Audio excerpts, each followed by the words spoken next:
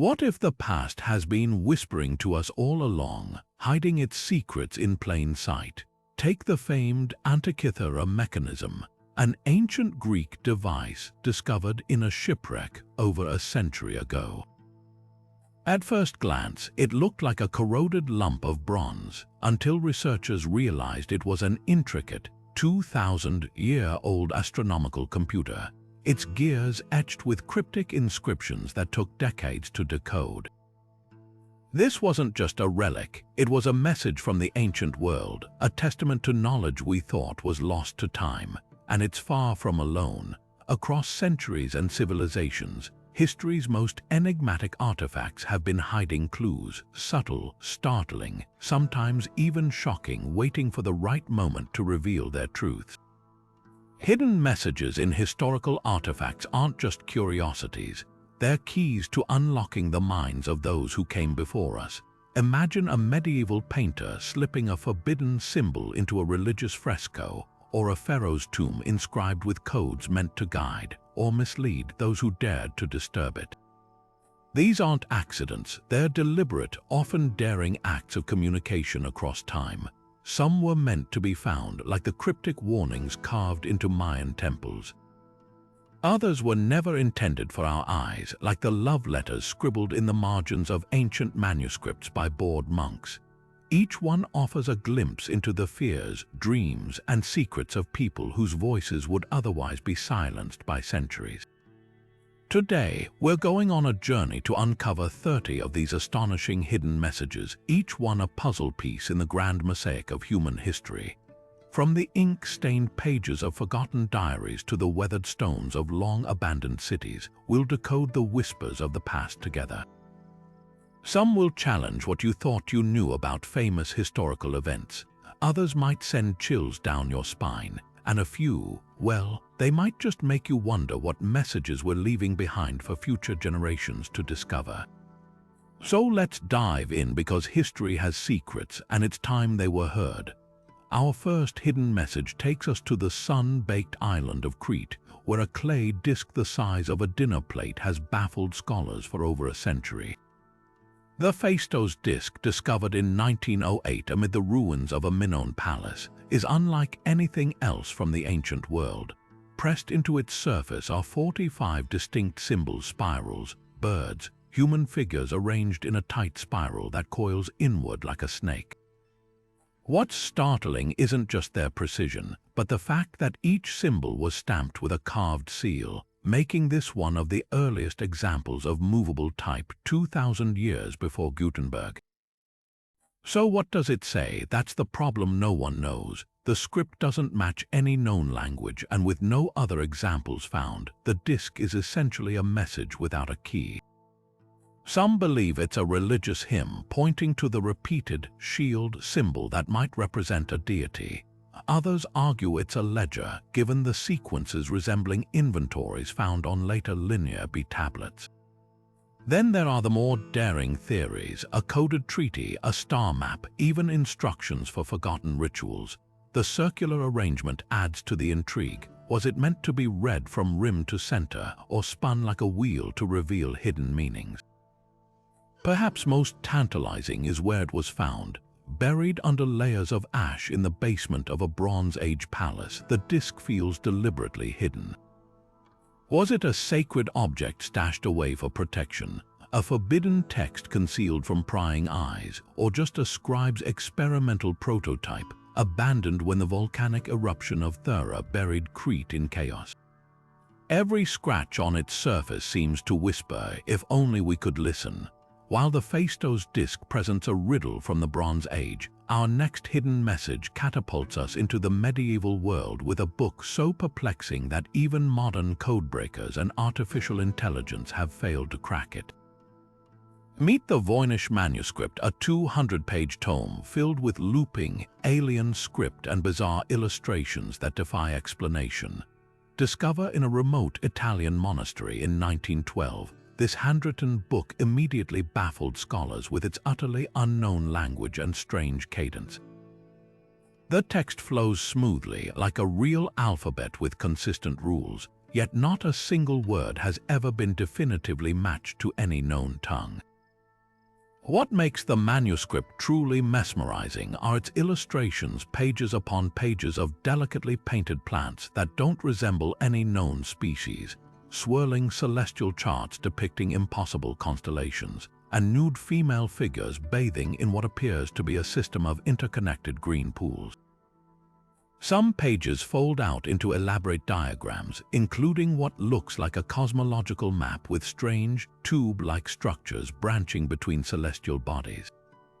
The effort put into its creation is undeniable, the ink carefully applied, the parchment high quality, yet its purpose remains one of history's greatest unsolved mysteries. Countless theories have emerged over the years. Could it be an elaborate medieval hoax, a lost herbal medicine guide using coded language to protect secrets? Some researchers insist it's written in an extinct dialect or constructed language, while others propose it's an encrypted cipher meant to conceal alchemical knowledge. Even wartime codebreakers from World War II took a stab at deciphering it, only to come up empty-handed. In 2019, a claim surfaced that artificial intelligence had identified Hebrew as the underlying language, but that theory quickly unraveled under scrutiny. The manuscript resists every attempt at translation, as if the author anticipated future curiosity and deliberately engineered it to remain indecipherable. Perhaps the most haunting detail, the faint notes and corrections scattered throughout, proof that whoever wrote this didn't just scribble nonsense, they carefully crafted something meant to be read. But by whom, and why go to such lengths only to leave no key? The Voynich Manuscript doesn't just taunt us with its secrets, it forces us to question whether some messages were never meant to be understood by outsiders at all. Buried beneath the waves off the coast of a tiny Greek island for 2,000 years, the Antikythera mechanism was waiting to rewrite history. When sponge divers first pulled its corroded bronze fragments from a shipwreck in 1901, no one could have guessed this lump of oxidized metal was actually the world's first analog computer, a device so advanced it wouldn't be matched until the mechanical clocks of the 18th century. Imagine a machine built during the height of the Roman Empire, its interlocking gears precisely calculating the movements of celestial bodies with a complexity that would baffle medieval scholars. X-ray imaging has revealed the truth hidden beneath the corrosion. 37 meticulously crafted gears, some with teeth finer than a child's fingernail, working in concert to model the cosmos. The front dial tracked the sun and moon through the zodiac, while hidden mechanisms predicted eclipses down to the hour. One particularly ingenious gear even accounted for the moon's elliptical orbit, a subtlety modern astronomers call the first anomaly, using a pin and slot design that effectively created a variable speed rotation. This wasn't just a clock, it was a cosmic symphony in bronze, capturing the irregular dance of heavens with engineering that shouldn't have existed for another millennium. But here's what chills the spine. Inscriptions on the device suggest it wasn't unique. Crusted fragments of text mention planetary movements, implying lost mechanisms may have modeled Mars, Venus, and Jupiter too. Some scholars believe Archimedes himself could have designed the prototype, a tantalizing hint that the greatest scientific mind of antiquity might have pioneered mechanical computation before his death in 212 BC. The ship carrying it was likely a Roman loot vessel ferrying spoils from Greece to Italy. Was this treasure part of a larger collection? Did other, even more sophisticated devices sink undiscovered or get melted down for scrap? The Antikythera mechanism forces us to confront an uncomfortable truth. Ancient civilizations may have reached technological heights we've only just rediscovered. Its very existence whispers of lost workshops where philosopher-engineers melded mathematics with metalwork, creating machines to decipher a universe they believed was written in gears and equations. Every tooth on those bronze wheels is a silent challenge to our assumptions about the timeline of human innovation.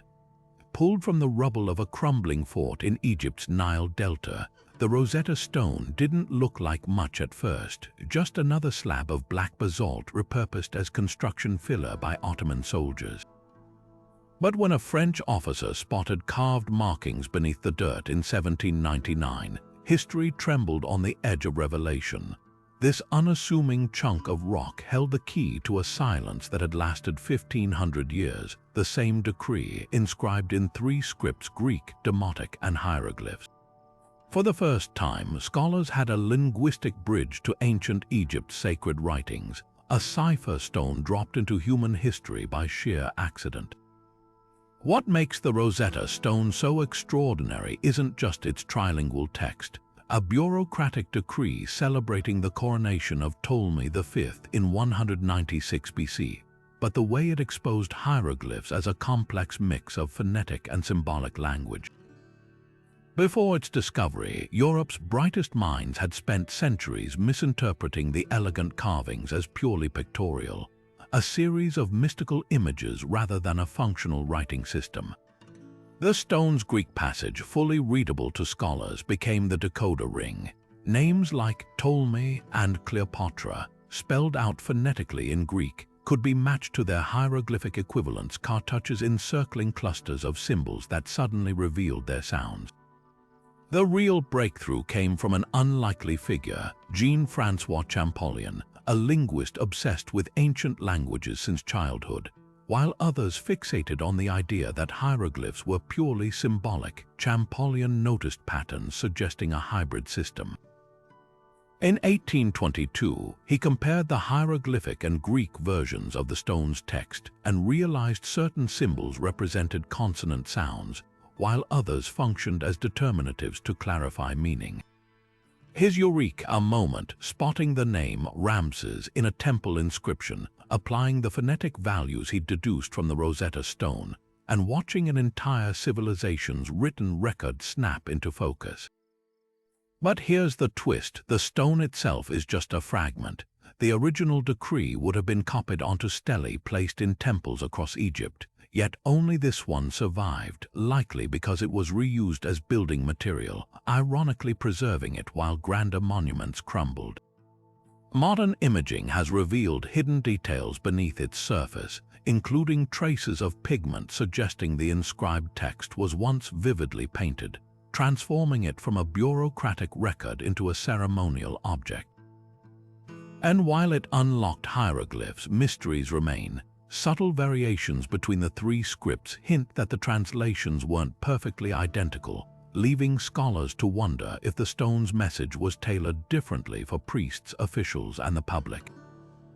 The Rosetta Stone's greatest lesson might be this: sometimes history's most pivotal keys are found in the unlikeliest places. A slab meant to celebrate a teenage pharaoh's tax exemptions became the voice of a civilization that had been mute for centuries.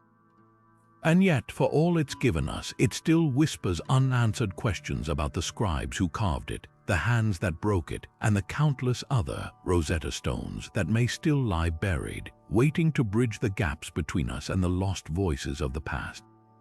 Tucked away in the arid caves of Qumran for 2,000 years, the Dead Sea Scrolls weren't just ancient texts.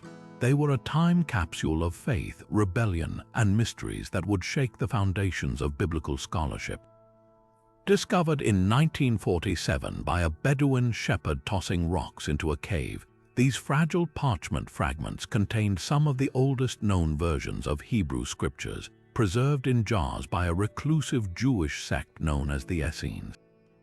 But here's what stunned scholars: alongside familiar passages from books like Isaiah and Deuteronomy were entirely unknown text writings that didn't make it into the Bible, along with cryptic commentaries hinting at bitter theological divides. The scrolls reveal a hidden world of first-century Judaism far more diverse than historians once believed. One particularly startling document, the War Scroll, describes an apocalyptic battle between the Sons of Light and Sons of Darkness, complete with elaborate battle formations and angelic interventions. Another, the Copper Scroll, lists 64 locations where colossal treasures of gold and silver were supposedly hidden, though not a single hoard has ever been found. Then there's the community rule, laying out strict codes for Essene life that included ritual baths, shared property, and a chilling oath to hate the sons of darkness. These weren't just religious notes, they were survival manuals for a group convinced the end times were near. But the real bombshell came when scholars compared the scrolls' versions of biblical texts to later manuscripts. Tiny variations, a word changed here, a phrase omitted there, showed how scriptures evolved over centuries. The Book of Jeremiah, for example, appears in two distinct versions among the scrolls, one significantly shorter than the other. This wasn't accidental editing, it was deliberate theological shaping. Even more provocative are passages that echo strikingly close to Christian teachings, like the Son of God text describing a messianic figure who'll rule the heavens. Was this a bridge between Jewish and early Christian thought, or evidence of beliefs the Essenes held independently? Perhaps the greatest enigma is why the scrolls were hidden at all. The caves surround the ruins of Qumran, a settlement destroyed by Roman troops around 70 AD. Were the Essenes safeguarding sacred knowledge from annihilation?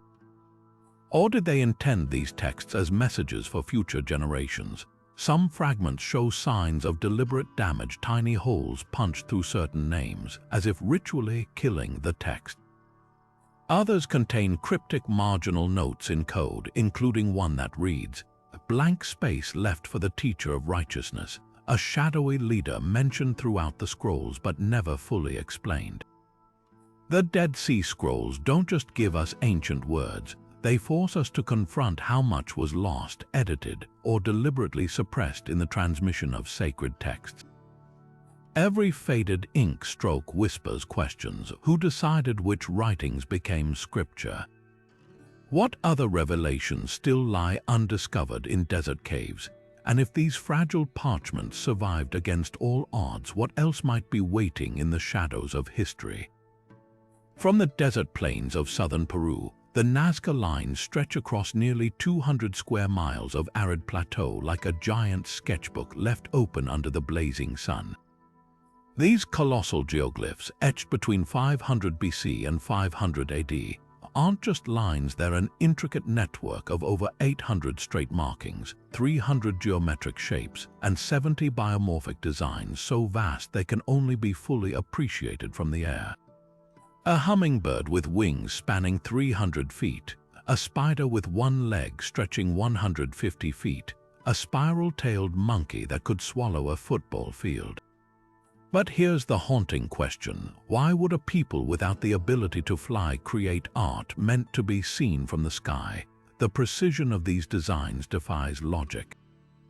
Using only rudimentary tools, the Nazca people scraped away the dark top layer of desert varnish to reveal lighter soil beneath, creating contrast visible for centuries. Some lines run perfectly straight for miles, deviating less than a few feet over their entire length, a feat that would challenge modern surveyors. Even more puzzling are the biomorphs, their curves and proportions mathematically flawless despite being executed at a scale that made real-time correction impossible. Researchers have proposed the Nazca used grids or scaled models, but no evidence of such planning tools has ever been found. Theories about their purpose spiral as wildly as the designs themselves. Early researchers suggested astronomical alignments, noting some lines point to solstice sun positions. Yet detailed studies show only partial correlations, leaving most glyphs without celestial matches. Another hypothesis paints them as ritual pathways, walking labyrinths for religious processions. This might explain the straight lines, but not the giant animal figures invisible from ground level. More controversially, a few researchers point to underground water channels beneath certain glyphs, proposing they were markers for precious aquifers in this rainless region. Then there's the darker interpretation. Some anthropologists note that many biomorphs mirror imagery on Nazca pottery depicting trophy heads, linking the lines to ritual sacrifice. Could these vast drawings have been offerings to gods, or warnings to enemies. Recent drone surveys have revealed previously unknown glyphs, including humanoid figures with eerie, exaggerated features. One, nicknamed the Executioner, shows a being holding a severed head. The most unsettling detail: many lines converge on a single hilltop Kahuachi, believed to be a ceremonial center. From this vantage, certain glyphs align in ways that suggest a grand, interconnected design, a message written across the landscape itself. Were the Nazca communicating with deities they believed watched from above? Or was this an ancient form of land art, meant to outlast its creators as a testament to their existence? The desert keeps its secrets, but every new discovery peels back another layer of this colossal enigma. Nestled in the English countryside, the Shugborough Shepherd's Monument looks like an ordinary 18th century sculpture until you notice the odd sequence of letters carved into its marble surface: DOUOSVVM. This 8-letter cipher has fueled 2 centuries of speculation, drawing everyone from Victorian codebreakers to modern conspiracy theorists into its orbit. The monument itself depicts a mirror image of Nicholas Poussin's famous painting The Shepherds of Arcadia, showing 3 figures gathered around a tomb. But it's that cryptic inscription, positioned just below the scene, that transforms this pastoral artwork into one of history's most tantalizing unsolved puzzles. What sets the Shugborough inscription apart is its elusive simplicity. Unlike complex scripts like the Voynich Manuscript, these 8 letters form no recognizable word or acronym in any language. Yet their placement, flanked by 2 mysterious stone panels depicting a staff and an hourglass, suggests deliberate symbolism. Early attempts to crack the code leaned on biblical references, with some proposing the letters stood for a Latin prayer or verse. Others noticed that Poussin's original painting had long been linked to Grail mythology, thanks to its tomb bearing the phrase "Et in Arcadia ego," even in Arcadia I am, often interpreted as a memento mori, or to conspiracy buffs a clue about a hidden secret. The theories spiral from there. One compelling hypothesis ties the letters to the Anson family, who owned Shugborough Hall. Admiral George Anson's global voyages in the 1700s allegedly brought back esoteric knowledge, including possible Templar connections. Could the letters encode the location of a treasure, or even the Holy Grail itself? More pragmatic minds suggest it's a private family cipher, perhaps a romantic dedication or memorial. In the 1980s, a codebreaker claimed it spelled out Jesus H. Defy, referencing a medieval Grail legend, while a recent computer analysis proposed it might be an acrostic for a poem. Then there's the Poussin connection. The French painter's works are steeped in occult symbolism, and some researchers insist the Shepherds of Arcadia contains hidden geometry pointing to a real-world location, possibly Rennes-le-Château, a French village infamous for its own Grail myths. The Shugborough Monument's replica of Poussin's scene, paired with the inscription, feels less like coincidence and more like a breadcrumb trail. Even the monument setting adds to the intrigue, positioned along a ley line, an alignment ancient cultures believed channeled mystical energy. But perhaps the most haunting detail is the hourglass panel beside the letters, a silent reminder that time is running out to decode the message. Whether it guards a family secret, a lost relic, or simply an inside joke among 18th century aristocrats, the Shugborough inscription refuses to give up its meaning. And like all great historical riddles, its power lies not in the answer, but in the questions it forces us to ask about how the past chooses to whisper and who it's whispering to. On the most remote inhabited island on Earth, Easter Island's famous Moai statues aren't the only mysteries staring back at us.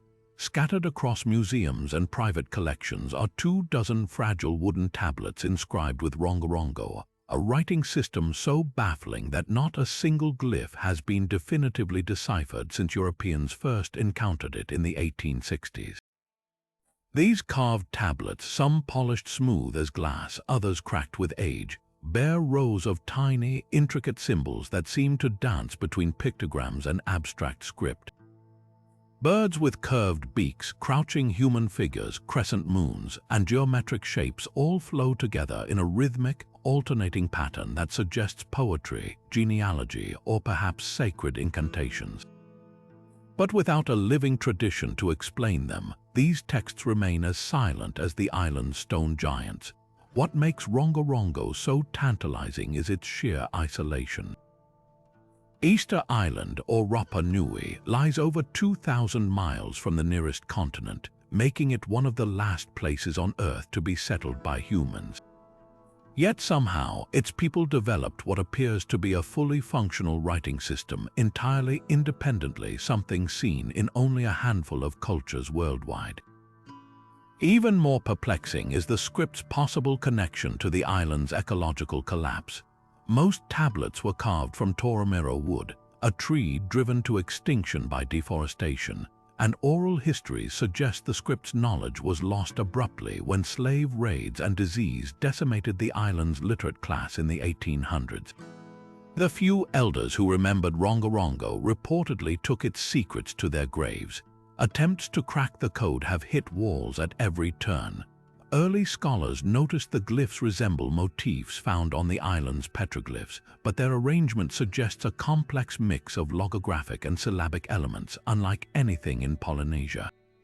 Some researchers propose the text is Boustrophedon written in alternating directions like an ox plowing a field, yet even this theory stalls without a bilingual key like the Rosetta Stone. In the 1950s, a German linguist claimed the tablets contained creation chants, matching glyphs to Rapa Nui oral traditions, but his translations were later debunked. More recently, computer analysis revealed statistical patterns resembling language, but without knowing what language to compare it to, progress stalls. The tablets themselves tell a haunting story beyond their symbols. Many show signs of being hastily hidden. Some were found buried in caves, others repurposed as canoe paddles or fishing reels.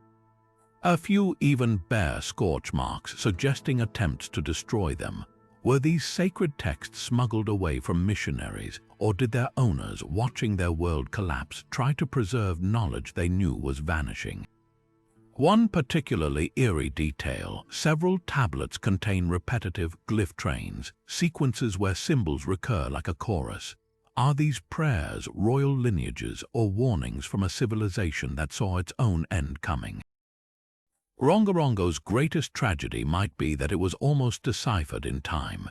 In 1866, a French bishop recorded that a Rapa Nui man named Matoro could read the tablets aloud in a sing-song chant, but no one thought to transcribe his words. By the time scholars recognized the script's significance, Matoro and his knowledge were gone. Today, the remaining tablets grow more fragile each year, their wood warping, their glyphs fading. They sit in glass cases, whispering in a language we may never understand, a final message from a people who carved their history in wood, only to watch it slip through time's fingers. Buried deep in the folklore of American treasure hunters lies a cipher so enticing that it's driven men to financial ruin, and at least one to an early grave. The Beale Ciphers, 3 encoded documents allegedly penned by a 19th-century adventurer named Thomas J. Beale, have taunted cryptographers for nearly 200 years with promises of a hidden fortune, $60 million worth of gold, silver, and jewels, all supposedly stashed in a Virginia mountainside. But here's the catch: only one of the 3 ciphers has ever been cracked, and what it revealed only deepened the mystery. The story begins in 1822, when Beale supposedly entrusted a locked box to a Lynchburg innkeeper named Robert Morris. Inside were 3 pages of numbers, and a letter claiming the codes detailed the location, contents, and heirs of a massive treasure buried near Montvale, Virginia. Beale vanished, never to return, and Morris, after decades of silence, finally opened the box and spent years fruitlessly trying to decode the papers. Eventually, he passed them to an unnamed friend who in 1885 published them as a pamphlet, igniting a treasure hunt that continues to this day. The breakthrough came with the second cipher, which the unnamed friend claimed to solve using the Declaration of Independence as a key. Each number corresponded to a word in the document's text, the first letter of that word spelling out the message. The decoded text described a vault containing 807 pounds of gold and 1,288 pounds of silver, along with jewels brought from St. Louis. But the other two ciphers, numbered 1 and 3, resist all attempts, even with modern computing power. The first supposedly holds the treasure's exact location, while the third lists the heirs. Without them, the decoded inventory is as useful as a map with no landmarks. Skeptics argue the whole story is an elaborate hoax. The language in the decoded cipher suspiciously mirrors the pamphlet author's writing style, and no records of Thomas Beale or his alleged expeditions exist. Even the treasure's described weight strains credibility. How could a small group transport thousands of pounds of metal without leaving a trace? Yet believers point to odd details that feel too specific to fabricate, like the mention of a saltpeter works near the burial site, a real industry in early 19th century Virginia.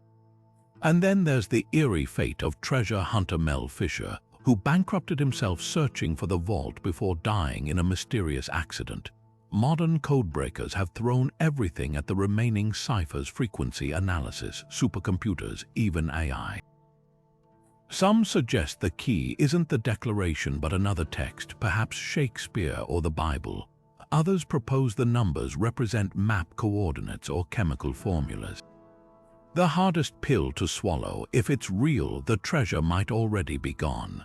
Local legends tell of a blue clay deposit near Montvale, exactly where the decoded cipher describes, that was excavated in the late 1800s. Workers reportedly found nothing, but who's to say someone didn't beat them to it? The Beale Ciphers endure because they tap into something primal, the thrill of a secret just out of reach. Whether elaborate prank or genius encryption, they've become a cultural obsession, inspiring novels, documentaries, and countless sleepless nights. And perhaps that's the real treasure, not gold, but the endless chase, the tantalizing possibility that somewhere in those strings of numbers, the past is still whispering. In the quiet farmlands of Minnesota, a weathered slab of Greywacke stone sits at the heart of one of North America's most heated historical debates.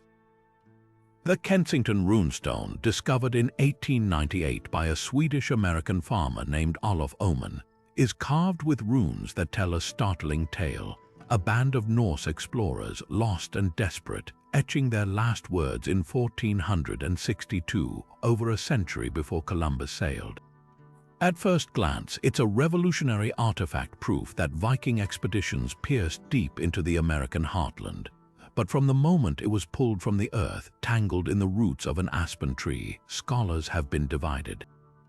Is this the smoking gun of pre-Columbian contact, or an elaborate hoax woven into the very bedrock of American history? The runes themselves are hauntingly specific.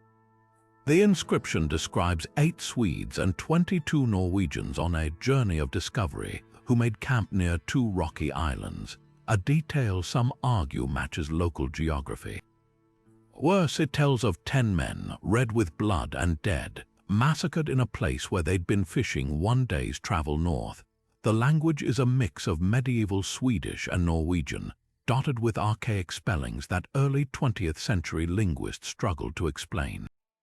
If genuine, it would rewrite history, suggesting Norse explorers not only reached Vinland, modern-day Newfoundland, but ventured over 2,000 miles inland, deep into what's now Minnesota. But the skeptics strike hard. Critics point out that Oman, the farmer who found it, was literate in Swedish and could have crafted the text himself. The runes include dotted, RS, and other markings more typical of 19th century runic revivalists than medieval carvers. Even the tree's roots supposedly cradling the stone-raised eyebrows, aspens, rarely live more than a century, making the entwined for 400 years claim biologically suspect. Then there's the date. 1462 falls long after the Viking Age's official end in 1066. implying Norse explorers lingered in America far later than any other evidence suggests. Yet defenders counter with surprising evidence. Geological analysis shows the stone's weathering matches centuries of exposure, not a fresh carving. The runes include subtle grammatical quirks that weren't understood by scholars until decades after Oman's discovery, hard to fake without specialized knowledge. Even the controversial dotted R has since been found in a handful of authentic medieval Swedish inscriptions. Most compellingly, a 19th-century Scandinavian settler in rural Minnesota would have had little motive to orchestrate such an elaborate deception. No fame, no fortune followed Oman, just decades of ridicule. The debate takes a darker turn when examining why the stone provokes such visceral reactions. For Scandinavian immigrants in early 20th century America, the runestone became a cultural rallying point, proof that their ancestors had shaped the continent long before Anglo-centric narratives began. Opponents, meanwhile, saw it as a threat to the Columbus-centric view of discovery, a bias that colored early dismissals. Modern tools like 3D scanning and isotopic analysis could settle the argument, but even science struggles against the weight of ideology. Whether ancient message or immigrant pride, the Kensington runestone forces us to confront an uncomfortable truth. Sometimes history isn't just about facts, it's about who gets to write them. Off the foggy coast of Nova Scotia lies a small, unassuming island that has consumed fortunes, ruined lives, and sparked one of history's most obsessive treasure hunts. Oak Island, a mere 140 acres of dense woodland, hides a riddle beneath its soil, a riddle that begins with a deep, waterlogged shaft known as the Money Pit. Discovered in 1795 by a teenager named Daniel McGinnis, who spotted strange markings on an old oak tree and dug beneath it. This pit has taunted explorers for over 2 centuries with its layers of logs, coconut fiber, and cryptic stone tablets. But what really chills the spine are the whispers of what might lie at the bottom. Pirate gold, Shakespearean manuscripts, even the lost treasures of the Knights Templar. The Money Pit's design is an engineering nightmare disguised as a puzzle. Early excavators hit wooden platforms every 10 feet, each one marked with cryptic symbols or packed with strange materials like charcoal and putty. At 90 feet, they uncovered a flat stone inscribed with symbols later translated to read, 40 feet below, 2 million pounds lie buried. Then the trap sprung, salt water flooded the shaft, defying all attempts to pump it out. Later digs revealed an elaborate system of booby-trap tunnels connected to the ocean, suggesting whoever built this didn't just want to hide treasure, they wanted to drown anyone who came looking. Theories about the pit's origins veer from the plausible to the fantastical.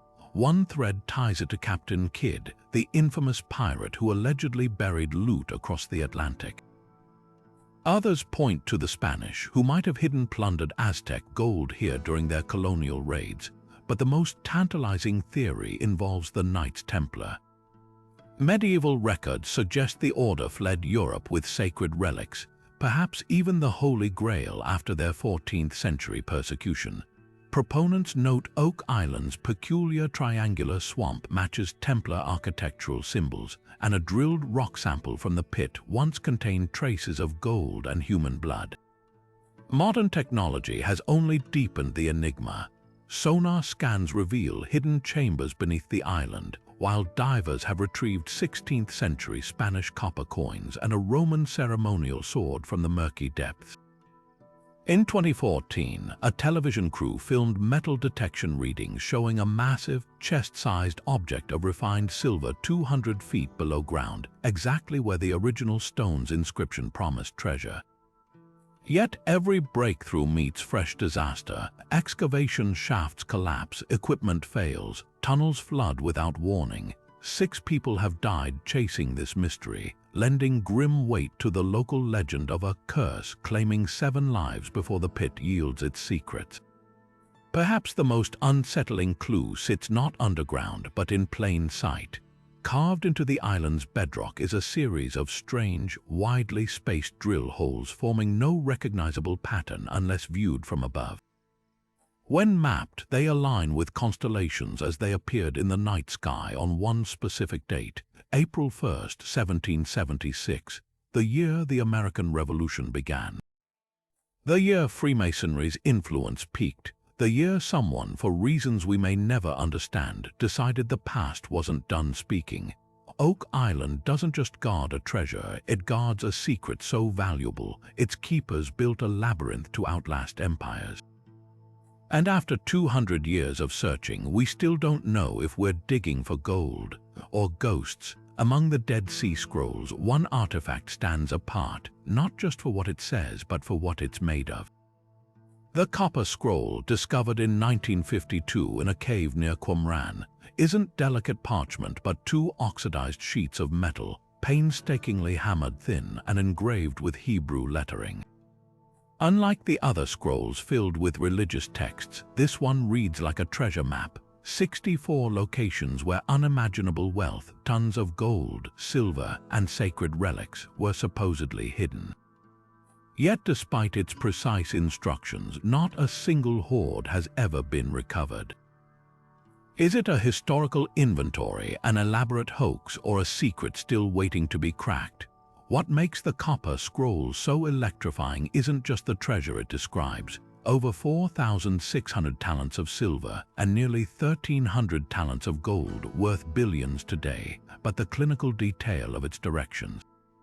One passage lists in the ruin that is in the valley of Acca, under the steps leading to the east 40 cubits, a chest of silver and its vessels weighing 17 talents. Another mentions a tomb in the third terrace of a certain valley, hiding priestly vestments and perfumes. The coordinates are exact, referencing known landmarks, yet every excavation attempt has come up empty. Part of the problem, the scroll's descriptions rely on places like the Solomon's Canal or the Cave of the Column, names lost to time, leaving modern hunters chasing shadows. Theories about the scroll's origins split scholars into fierce camps. Some believe it documents the Temple of Jerusalem's treasures, hidden before the Roman sack in 70 AD. The quantities match historical records of the temple's wealth, and locations like the Mount of Olives tie directly to Jewish lore about sacred caches. Others argue it's a Roman inventory, listing loot stripped from conquered cities, but the most tantalizing theory, the treasure wasn't hidden by priests or soldiers, but by the Essenes themselves, the reclusive sect believed to have written the Dead Sea Scrolls. Chemical analysis shows the copper came from mines near Cyprus, suggesting the scroll was crafted elsewhere and brought to Qumran. Were the Essenes guarding a secret beyond spiritual texts? Then there's the scroll's eerie postscript, a final entry mentioning a duplicate copy with explanations and measurements. Was this second scroll ever found? If so, it's vanished, just like the treasures. Modern technology has offered little help. Ground-penetrating radar and satellite imaging have turned up nothing at the described sites. Some researchers suggest the directions are coded, with numbers representing cipher keys or symbolic references known only to initiates. Others propose the treasures were found long ago, plundered by crusaders or Ottoman soldiers who left no records. But perhaps the most haunting possibility is that the copper scroll was never meant to be taken literally. Its terse, repetitive phrasing lacks the poetic flourishes of other Dead Sea texts, reading more like ritual incantation than practical guide. Could the treasures be spiritual metaphors for wisdom hidden in the landscape itself? The answer might lie in the scroll's final words, now too corroded to read fully. Until that last clue is recovered, the copper scroll remains history's most maddening treasure map. A ledger of lost fortunes, written in metal to outlast the ages, waiting for someone to finally crack its code. Tucked inside a worn medieval manuscript, the Vinland map appended everything we thought we knew about Viking voyages, if it's real. Unveiled to the public in 1965, this yellowed parchment appears to show Europe, Africa, and, shockingly, a sliver of North America labeled Vinlanda Insula, complete with Norse text describing Leif Erikson's expeditions around the year 1000. At first glance, it's the smoking gun proving medieval Scandinavians not only reached North America but mapped it centuries before Columbus. But from the moment it surfaced, this map has been locked in a battle between those who see history rewritten and those who smell an elaborate forgery. The map's most revolutionary detail is its depiction of Greenland and a mysterious landmass to the west Vinland, the Norse name for coastal regions they explored in modern-day Newfoundland. This wouldn't just predate Columbus, it would mean medieval cartographers knew about North America long before other European powers. The accompanying text, written in faded Latin, references Bishop Eirik of Greenland's missionary efforts and even mentions the companions Bjarni and Leif discovering a new land extremely fertile and even having vines. These details align eerily well with the Icelandic sagas, which describe Viking settlements in Vinland, later confirmed by the archaeological site at Elant's Orks Meadows. But skeptics pounced on anomalies. The ink, while appearing aged, contained traces of anatase, a titanium compound not used in medieval pigments but common in 20th century inks. Forensic analysis revealed the parchment's wormholes didn't quite match its supposed companion manuscript, suggesting they might have been punched artificially. Even the Latin script raised eyebrows. Subtle phrasing choices felt more modern than medieval, like a forger's overcareful imitation. Then there's the map's sudden appearance, sold by an anonymous dealer just as interest in Viking archaeology peaked in the mid-20th century. Defenders counter with compelling evidence. Radiocarbon dating places the parchment itself between 1420 and 1440, the right era. The map's Greenland depiction is bizarrely accurate for a forgery, matching coastlines only fully mapped in the 20th century. Most intriguing, a wormhole in the Vinland map aligns perfectly with one in its companion manuscript when folded, suggesting they were stored together for centuries. Could the ink anomalies result from restoration attempts rather than fraud? The debate takes a darker turn when examining why the map provokes such visceral reactions. For Scandinavian scholars, its cultural validation, proof their ancestors shaped history beyond Europe's edges. For others, it threatens entrenched narratives about discovery. The map's most haunting clue, a barely visible scribble in the margin, possibly a 15th century note, Hic sunt dracones, here be dragons. Whether warning or taunt, it feels apt. The Vinland map doesn't just chart land, it maps the fault lines between history and belief, where every faded line whispers, "Prove me wrong." Carved into the walls of ancient Roman ruins, etched onto amulets, and even scratched into the beams of medieval churches, the Satyr Square appears at first glance to be a simple 5-word palindrome. But this seemingly innocent grid of letters holds a mystery that has puzzled scholars for centuries, a message so perfectly constructed that it reads the same backward, forward, upward, and downward. At its core, the square spells out 5 Latin words: satyr, aripo, tenet, opera, and rotors. Together, they form a cryptic phrase often translated as "the sower aripo holds the wheels with care." Yet no one has ever definitively uncovered who Aripo was, why he held wheels, or why this phrase was carved into stones across Europe and the Middle East as early as the 1st century AD. What makes the Satyr Square so mesmerizing isn't just its symmetry but its eerie adaptability. The same 5 words appear in Pompeii's ruins, preserved under volcanic ash since 79 AD, yet also turn up in a 13th century English church and on a Syrian fortress wall.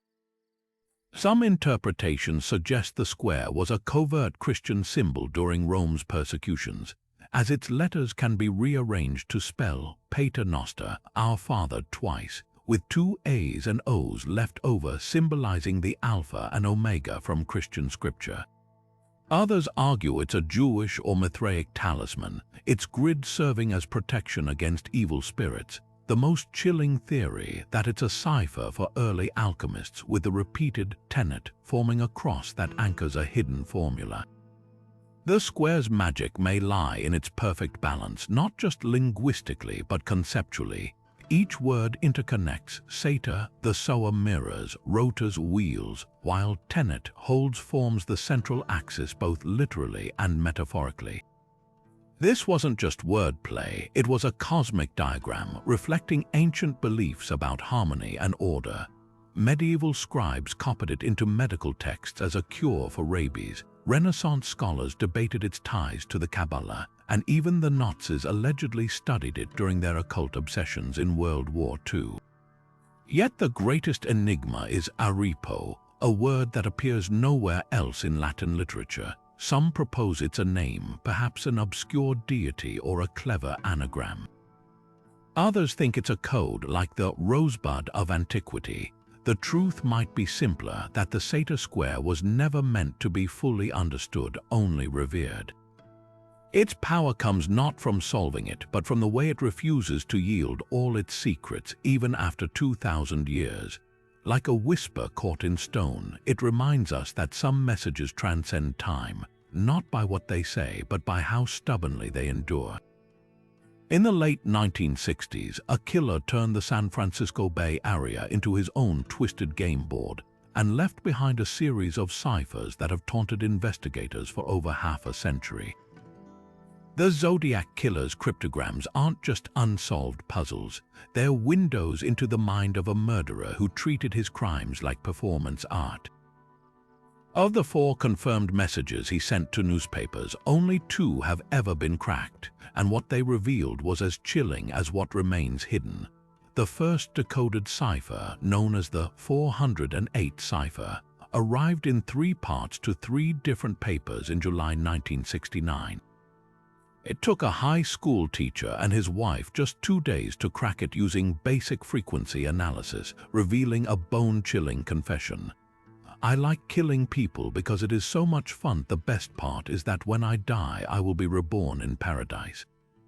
But the other ciphers, the 340 cipher and the infamous 13-symbol cipher, have resisted every attempt, even with supercomputers and crowdsourced codebreakers. The 340 cipher, sent just months after the first, is particularly maddening. Despite over 50 years of effort, including a 2016 breakthrough where an amateur sleuth found the killer likely used a cipher based on the Greek alphabet, key passages remain garbled. The tantalizing fragments deciphered so far reference slaves and gas chamber, but the full message stays locked away. Then there's the 13-symbol cipher, a single line of cryptic characters sent in 1974. Unlike the others, this one wasn't accompanied by a letter or boast, just the symbols floating in eerie silence. Some researchers believe it's a red herring designed to waste investigators' time. Others think it might hold the Zodiac's real name or location. The most unsettling theory, that it's not a cipher at all but a signature, a final, untranslatable mark left by a killer who vanished into the shadows. Recent breakthroughs have only deepened the mystery. In 2020, a team of codebreakers partially cracked the 340 cipher using a technique called hill climbing, revealing phrases like "hope you are having lots of fun" and "my name is" before the trail went cold. The abrupt cutoff is classic Zodiac, a tease, a provocation, a reminder that even in fragments he controls the narrative. What makes these ciphers so haunting isn't just their content, but their design. The Zodiac didn't use complex espionage codes. He crafted puzzles meant to be solved eventually. The 408 cipher was simple enough for amateurs, as if he wanted his words read. The others just out of reach, like a killer leaning in to whisper, then stepping back into the dark. Whether they hold names, locations, or just more taunts, one thing is clear: the Zodiac's greatest trick wasn't murder. It was making sure we'd never stop listening for his voice. Deep in the archives of Hungary's Academy of Sciences lies a manuscript so baffling that even the most skilled cryptographers have thrown up their hands in defeat. The Rohonc Codex, a 400-page tome discovered in the early 19th century, is written entirely in an unknown script, a flowing, cursive-like alphabet that doesn't match any known language. But what makes this book truly mesmerizing aren't just the undecipherable symbols. It's the bizarre illustrations that accompany them, scenes of warriors with crescent-shaped helmets, crucifixions under multiple suns, and figures worshipping what appears to be a hybrid of Christian and pagan symbols. Is it a heretical religious text, a lost chronicle of a forgotten culture, or an elaborate hoax designed to frustrate scholars for centuries? The Codex first surfaced in Rohonc, a small Hungarian town, after being donated to the local library by a count who claimed it had been in his family for generations. From the start, it defied categorization. The script runs left to right, yet some symbols repeat in patterns that suggest numerical notation rather than letters. The illustrations only deepen the confusion. Biblical scenes mix with imagery straight out of medieval alchemy, like a man holding a chalice beside a diagram of celestial spheres. Even the materials raise questions. The pages are made of a peculiar type of handmade paper, and infrared scans reveal faint underdrawings, as if the artist sketched first in pencil before inking the final cryptic symbols. Attempts to crack the code have led to wildly different theories. In the 1850s, a Hungarian scholar claimed it was written in early Dacian, the language of an ancient Balkan civilization, but no other Dacian text survived to compare. A century later, a team proposed it was a fabricated, nonsense manuscript akin to the Voynich, until linguists noticed subtle grammatical structures in the symbols, hinting at a real language underneath. The most compelling breakthrough came in 2018, when a computer analysis suggested the script might be a form of Old Hungarian runes combined with Slavic influences, possibly created by Transylvanian crypto-Protestants fleeing persecution. Yet even this theory leaves 90% of the text untranslated. What chills the spine are the illustrations' unsettling details. One page shows a decapitated head floating above a bowl, surrounded by symbols resembling astrological signs. Another depicts a battle where soldiers wield weapons eerily similar to those described in medieval Armenian chronicles thousands of miles from Hungary. Then there's the recurring motif of a three-faced deity echoing Hindu trinity imagery, yet dressed like a European monarch. Was this the work of a lone heretic, a secret society, or a traveler stitching together half-remembered myths from across the Silk Road? The Rohonc Codex refuses to fit any neat historical narrative. Its very existence whispers of cultural crossroads and lost knowledge, of people who wrote in a language they knew might never be read. And perhaps that's the point. Some messages aren't meant to be decoded, they're meant to remind us how much of the past is written in ink we can't yet see. Among history's most peculiar time capsules, few rival the Liber Linteus, a book that survived not on parchment or stone, but on the linen bandages of an Egyptian mummy. Discovered in the mid-19th century in a sarcophagus labeled for a woman named Nessie Hensu, this fragile textile holds the longest known Etruscan text ever found.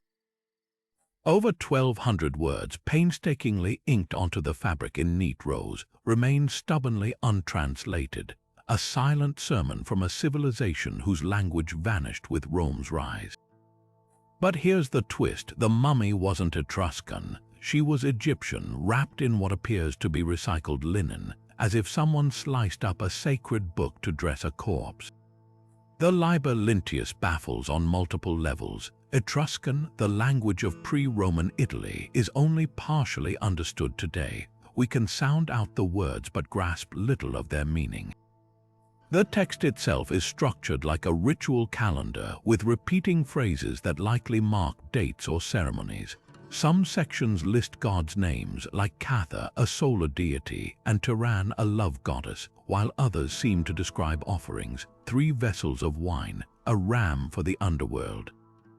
Yet without a bilingual key like the Rosetta Stone, the deeper context evaporates.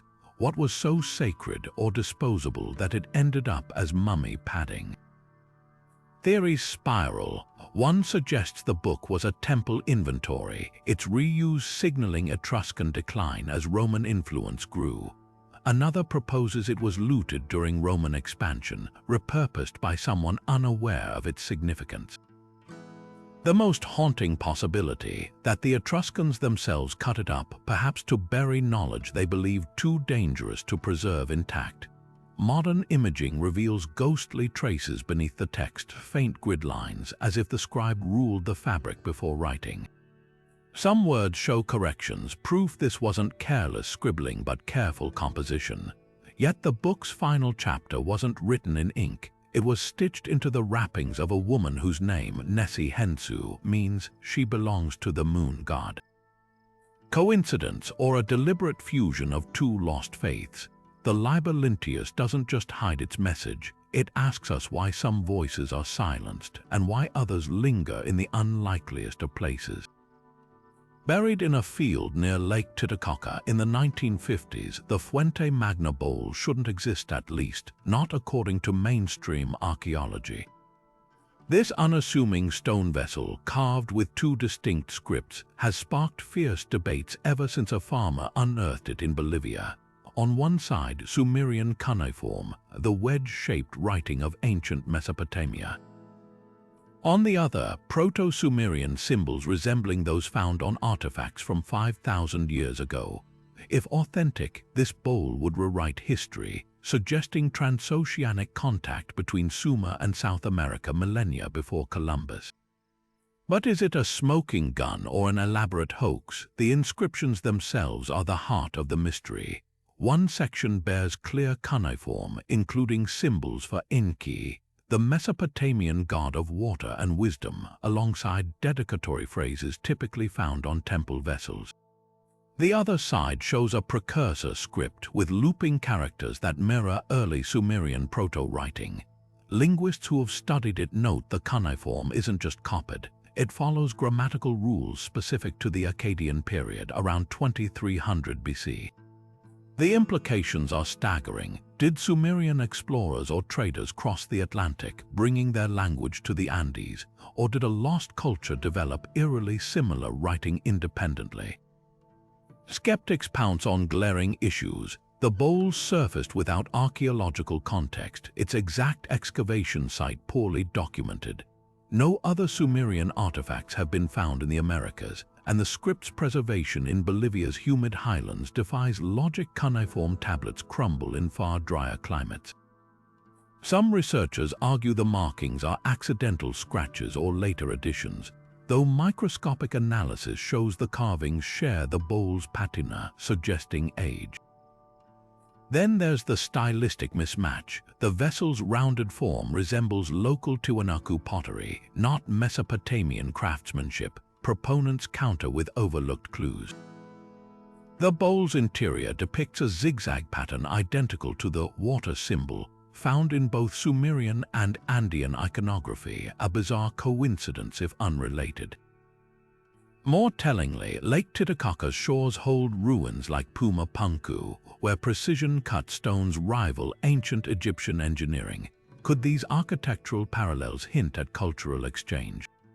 Even the bowl's nickname, the Rosetta Stone of the Americas, feels prophetic. Like its Egyptian counterpart, it offers a bilingual key if only we could verify it. The Fuente Magna bowl forces us to confront an uncomfortable question. How much of human history remains hidden beneath the weight of accepted narratives?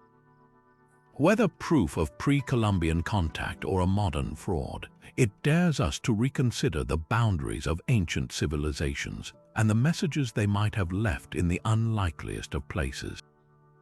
In a small French village in 1924, a farmer named Émile Fradin stumbled upon a discovery that would ignite one of archaeology's fiercest controversies. While plowing his field, his cow's leg sank into a hidden chamber, revealing a trove of strange clay tablets covered in baffling symbols. These became known as the Glosal tablets, artifacts so polarizing that they've been called everything from a prehistoric Rosetta Stone to an elaborate forgery. The debate isn't just academic, it's a century-long feud that split scholars, sparked lawsuits, and even led to accusations of sabotage. The tablets themselves are mesmerizing. Carved with a mix of geometric shapes, animal figures, and what appear to be phonetic characters, they defy easy classification. Some symbols resemble early Iberian scripts, while others echo markings from as far away as the Indus Valley. Radiocarbon dating of organic materials found with them suggests an age between 300 BC and 300 AD, yet the script sophistication hints at something far older or far more modern. This dissonance is at the heart of the mystery. If genuine, the tablets could rewrite the history of European writing, proving an advanced symbolic system predating known alphabets. But if fake, they're one of the most persistent hoaxes ever crafted. Skeptics point to glaring red flags. The site's excavation was amateurish, with artifacts allegedly moved before proper documentation. The symbols lack clear parallels in neighboring cultures, and some tablets show oddly fresh-looking engraving marks. Most damningly, Emil Fradin and his family were found to possess unusual artistic skills. His grandfather was a potter, and later investigations revealed the family had access to a kiln capable of producing the tablets. Critics argue the whole affair was a rural family's bid for fame, noting that Fradin initially tried to sell some pieces to tourists, yet defenders counter with compelling evidence. Soil analysis shows mineral deposits in the engravings consistent with centuries of burial. The tablet script follows grammatical patterns with repeating character sequences that suggest language, not random scratches. Even more intriguing, a handful of symbols match those found on undisputed ancient artifacts from Iberia, hinting at a possible lost writing system. In 1927, an international committee of scholars initially declared the site genuine, only to reverse their stance amid fierce backlash from established archaeologists, a move some attribute to professional turf wars rather than science. The debate took a bizarre turn when the Louvre allegedly lost key glosal artifacts sent for analysis, and Fradin sued detractors for libel and won. Modern re-examinations using spectroscopy and microscopy have only deepened the divide. Some tests suggest the clay's weathering is authentic, while others detect anomalies in oxidation patterns. The truth may lie somewhere in between. Perhaps some artifacts are genuine while others were enhanced to attract interest. What makes glosal unforgettable isn't just the question of authenticity, but what it reveals about how history gets written. Established experts dismissed the tablets because they didn't fit the narrative, a reminder that new discoveries often face resistance before acceptance. Whether elaborate hoax or overlooked relic, the glosal tablets force us to ask, who decides what counts as history? Sometimes the most hidden messages aren't in the artifacts, they're in the stories we're willing to believe.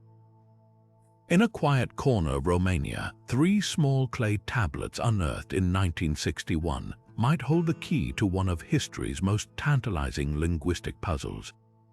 The Tartaria tablets, discovered near the village of Tartaria, are etched with symbols so ancient they predate Sumerian cuneiform by centuries. A revelation that could rewrite the story of human writing itself. At first glance, they look unassuming, palm-sized slabs of baked clay, their surfaces scratched with primitive markings. But these scratches form deliberate sequences, clustered in neat rows as if following grammatical rules.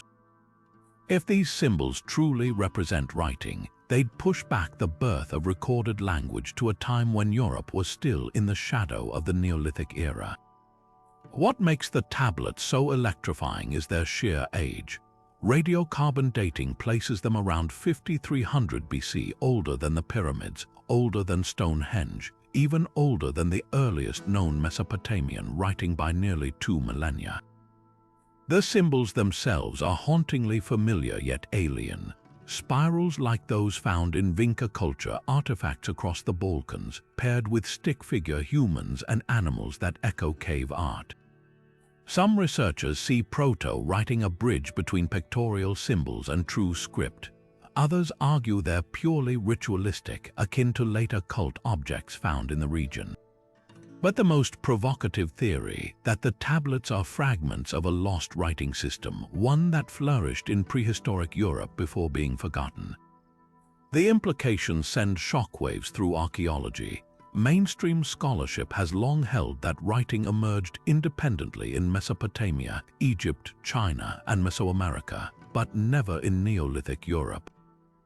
The Tartaria tablets challenge that assumption. One symbol, a stick figure with raised arms, appears on multiple tablets alongside branching lines resembling wheat stalks. Could this be an early logogram for harvest or prayer? Another recurring mark, a zigzag over a circle, bears an uncanny resemblance to later Sumerian signs for water and sky. Is this coincidence, cultural diffusion, or evidence of a shared ancestral language? Skeptics dismiss the tablets as mere accounting tools or decorative motifs. They point to the lack of longer texts for comparison and the absence of similar finds in the region. But defenders counter with a startling detail: the symbols aren't randomly scattered. Statistical analysis shows certain clusters repeat in predictable patterns, a hallmark of true writing. Even more compelling, one tablet bears a sequence that mirrors the later Sumerian Kushim formula, a phrase linked to grain distribution. Was this a universal administrative need driving parallel inventions of writing? The mystery deepens when considering where the tablets were found, buried near the skeletal remains of 3 individuals arranged with deliberate care. One theory suggests they were grave goods for a scribe priest, their symbols encoding secrets meant for the afterlife. Another posits their diplomatic records, proof of trade networks stretching from the Balkans to the Fertile Crescent. But the most haunting possibility is that we're staring at a dead end, a writing system that flickered into existence, then vanished without descendants, leaving only these 3 fragile whispers in clay. Unlike the Rosetta Stone, the Tartaria tablets offer no bilingual key, no dictionary to unlock their meaning. They exist in defiant silence, daring us to reconsider when and where humanity first thought to trap language in symbols. Whether sacred inventory, ancestral poetry, or something beyond our modern frameworks, they remind us that history's oldest messages aren't always the ones we've been taught to read. The Rongorongo script of Easter Island has taunted linguists for over a century, but recent breakthroughs might finally be cracking open its wooden vault of secrets. While earlier efforts focused on matching the glyphs to Polynesian languages, cutting-edge computational analysis has revealed something startling: the symbols may represent a lost form of proto-writing, blending numerical notation with mnemonic storytelling. Researchers at the University of Vienna noticed recurring clusters of glyphs that resemble tally marks in groups of 5 and 10, suggesting the tablets could be ritual calendars tracking lunar cycles or genealogical records. One striking pattern shows bird symbols appearing in sequences that align with Rapa Nui's annual migratory bird festivals, hinting these weren't just sacred texts but practical astronomical guides carved in wood. Then there's the G tablet, a previously overlooked artifact that's rewriting assumptions. Discovered in a private collection in 2018, this tablet bears a unique feature: tiny dots alongside certain glyphs, almost like punctuation. Digital enhancement revealed these dots form a secondary layer of notation, possibly indicating syllable stress or musical cadence. This aligns with oral histories describing Rongorongo as a chanting script meant to be sung rather than read silently. When linguists applied melodic patterns from traditional Rapa Nui chants to the glyph sequences, certain passages resolved into poetic meter, as if the tablets were librettos for forgotten ceremonies. But the most electrifying development comes from artificial intelligence. In 2022, a team trained a neural network on every known Rongorongo glyph and comparable scripts worldwide. The AI detected something human eyes had missed: subtle variations in the Birdman symbol that correlate with Polynesian kinship terms. One variant appears exclusively alongside fishhooks and waves, possibly denoting clan affiliations tied to fishing rites. Another twists the beak downward, which oral tradition associates with funerary rites. These nuances suggest Rongorongo wasn't a failed writing system, but a sophisticated hybrid, part written language, part mnemonic map of an island society's entire belief system. Yet for all this progress, Rongorongo guards its deepest secrets fiercely. The script's boustrophedon structure, alternating directions like an ox plowing a field, creates nested layers of meaning, where a single glyph can serve as the end of one phrase and the beginning of another. Chemical analysis adds another twist. Traces of plant-based dyes in the grooves hint that some tablets were once painted, turning each line into a vibrant visual code. Perhaps the greatest lesson of Rongorongo isn't how to read it, but how to listen. To the whispers of a civilization that chose wood over stone, knowing their words would fade even as they carved them, leaving behind not answers, but an invitation to keep asking.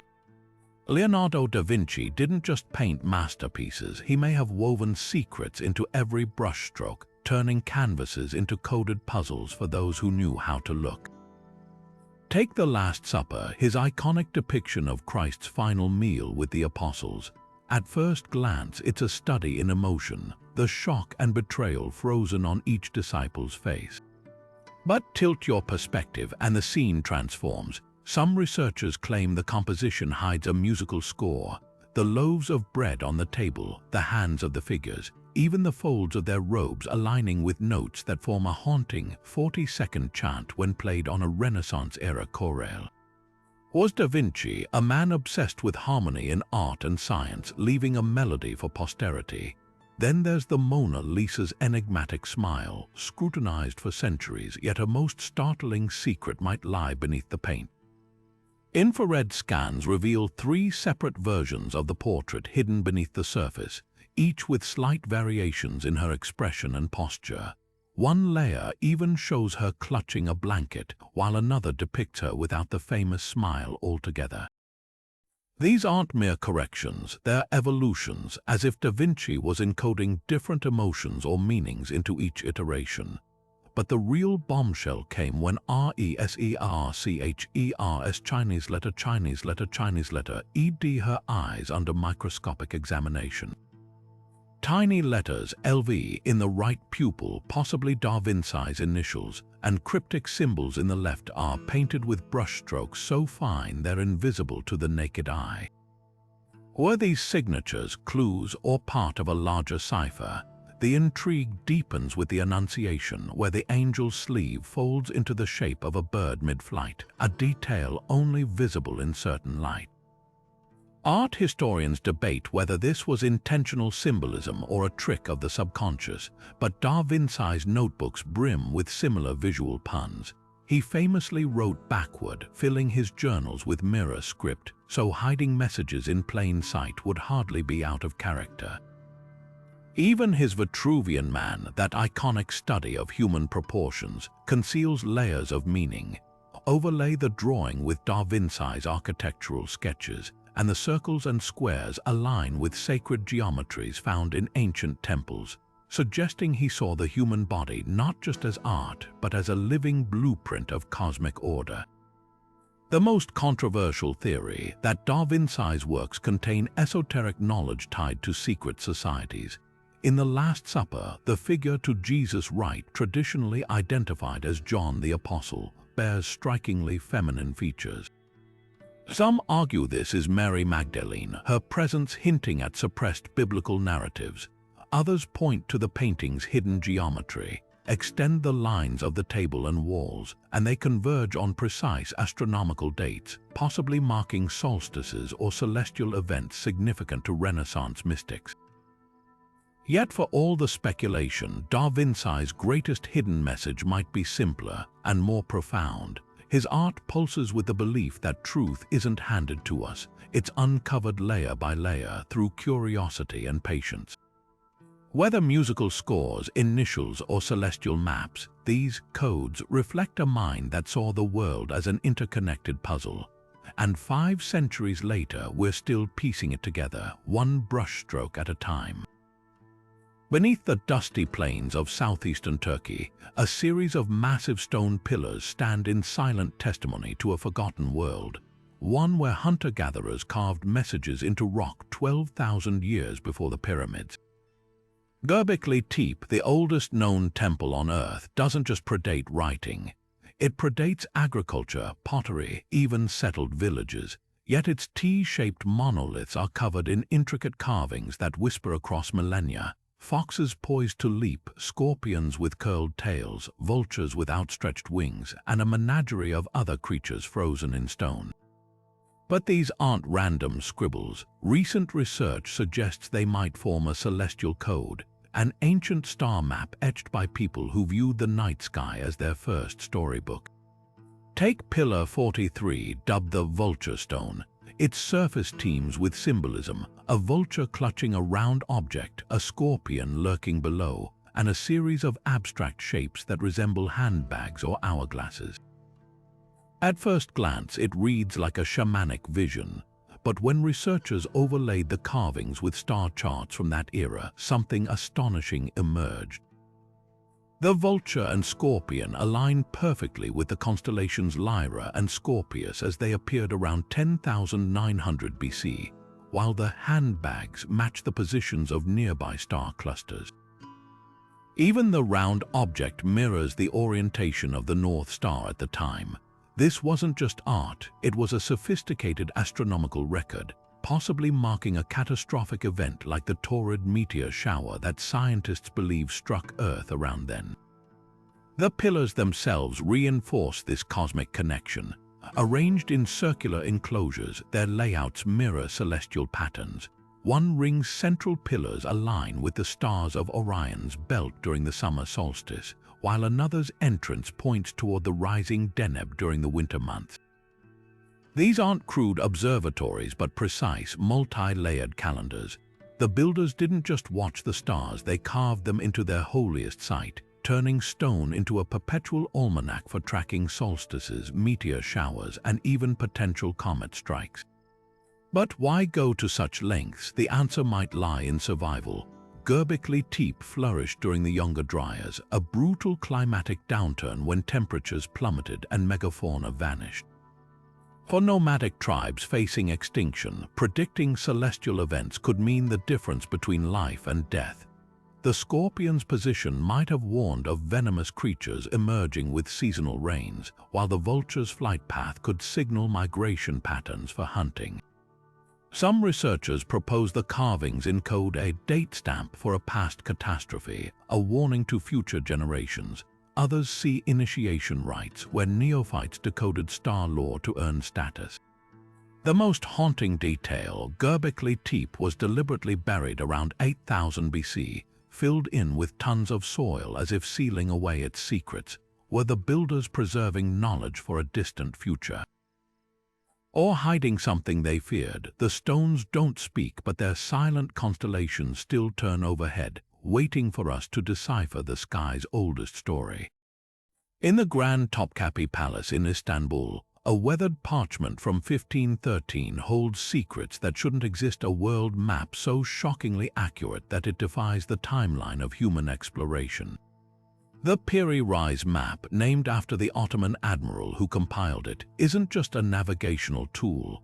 It's a patchwork of lost knowledge pieced together from ancient Greek, Arabic, and even Columbus-era sources. But what makes this chart truly unnerving isn't what it shows of the known world, it's what it reveals about a continent no European had supposedly seen yet: Antarctica. Not the ice-bound wasteland we know today, but a landmass drawn with rivers, mountains, and a coastline that aligns eerily with modern satellite scans of the land beneath the ice. The map's Antarctic details are where the mystery deepens. Piri Reis himself noted on the margins that he'd relied on very old source maps, some dating back to the 4th century BC. The southern continent on his chart, labeled Antikythera, shows a coastline free of ice, with topographic features like the Queen Maud Land Basin that match current sonar mappings of the subglacial terrain. Glaciologists estimate Antarctica's ice cap formed around 34 million years ago, meaning the last time its coastline could have been observed ice-free was long before recorded human history. So how did a 16th century cartographer capture it? Mainstream scholars propose simpler explanations that the landmass is a mislabeled South America or an artistic flourish. But the map's latitude and longitude grids derived from Ptolemaic geography place this mysterious land precisely where Antarctica sits. Even stranger, the chart includes notes about warm climates and hairless, horned beasts in the southern regions, details echoing descriptions in medieval Arabic texts that speak of legendary lands beyond Africa. Could Piri Reis have accessed a forgotten corpus of ancient seafaring knowledge, perhaps from civilizations like the Minoans or Phoenicians who may have ventured farther than we've credited? The enigma grows when examining the map's other anomalies. A chain of islands in the Atlantic mirrors the mid-Atlantic ridge, an underwater mountain range unknown until the 20th century. The Amazon is depicted with two mouths, a feature noted in no other contemporary maps but later confirmed by geological surveys showing the river once split before sediment shifts closed one channel. These aren't lucky guesses, they're traces of advanced, possibly prehistorical, geographical awareness. Modern technology has only complicated the puzzle. In the 1960s, cartographers Charles Hapgood and Richard Strachan overlaid the map with a polar projection grid. The result, distortions disappeared, and the Antarctic coastline snapped into alignment with seismic surveys of the continent's bedrock. Hapgood's controversial theory that Earth's crust has shifted, moving Antarctica from a temperate zone, was dismissed by geologists, yet the map's precision lingers like a ghost in the machine of history. Piri Reis left one final clue in his notes, a claim that one source map was drawn by an infidel named Colombo. If Columbus had access to such ancient charts, it would explain his obsessive certainty about undiscovered land. But the originals are long lost, leaving us with this tantalizing fragment, a faded parchment where mythology and science blur, where coastlines remember shapes they haven't worn for epochs. The real hidden message here might not be in the ink, but in the silence, the gaps in our knowledge, the lost voyages, the civilizations that may have mapped the world long before we thought possible. From the towering spires of Washington, D.C., to the weathered stone of old European cathedrals, Freemasonry's hidden symbols have been carved into the very bones of our cities for centuries. But these aren't just decorative flourishes, they're a visual language, a coded system of morality and metaphysics passed down through rituals and blueprints.